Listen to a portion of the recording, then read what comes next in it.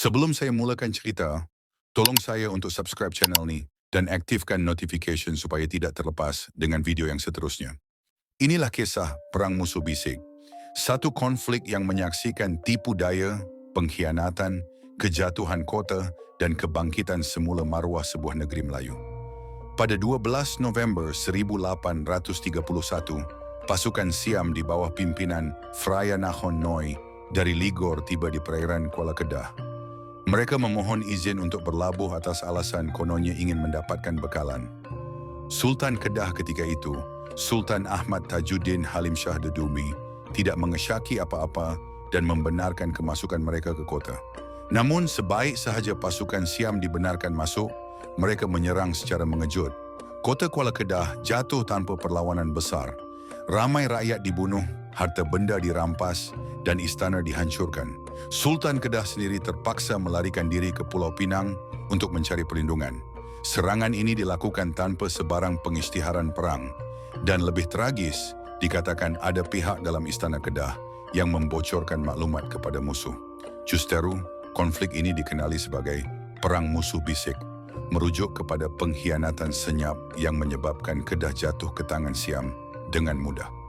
10 tahun kemudian, anak saudara Sultan Kedah, Tunku Kudin, bangkit mengumpulkan angkatan seramai 3.000 orang pejuang dari kawasan utara Semenanjung. Mereka menyeberangi sempadan dan menyerang semula kota Kuala Kedah dalam usaha untuk merampas kembali negeri yang dirampas. Namun pasukan Siam yang bertahan di kota jauh lebih bersedia. Mereka membalas dengan kekuatan lebih 7.000 tentera dan ratusan gajah perang. Dalam serangan itu, Tunku Kudin bersama lebih 1.200 tenteranya gugur syahid. Kepala Tunku Kudin dikatakan dibawa ke Bangkok sebagai simbol kemenangan Siam. Kegagalan ini tidak mematahkan semangat rakyat Kedah, malah membakar api kebangkitan lebih besar. Kemuncak perang ini berlaku sekitar tahun 1838 hingga 1839. Dalam semangat solidariti, negeri-negeri Melayu seperti Aceh, Patani, Terengganu, Kelantan, Pahang, Delhi, dan Siak menghantar bantuan tentera. Jumlah keseluruhan mencecah 10.000 pejuang di bawah pimpinan Tunku Muhammad Saad, Panglima Tok Moris, Datuk Laksamana Wan Muhammad Ali, dan ramai lagi. Gabungan besar ini berjaya menawan semula kawasan-kawasan strategik dan mengusir tentera Siam hingga ke Singgora, Songkhla, dan wilayah Patani. Kedah seakan mendapat semula nafasnya. Namun kegembiraan itu tidak lama. Dalam diam-diam, Siam mula berunding dengan pihak British.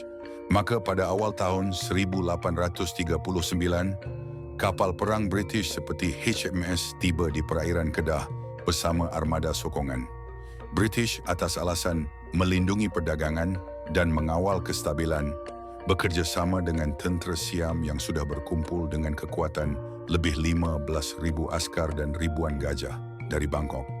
Pada 23 Mac 1839, serangan gabungan darat dan laut dilancarkan. Pejuang Melayu bertahan bermati-matian di kota Kuala Kedah. Ramai ulama dan pahlawan tempatan terkorban, termasuk tokoh besar seperti Sheikh Abdul Samad Al-Falimbani yang turut berjuang menentang penjajahan. Kota itu jatuh buat kali kedua.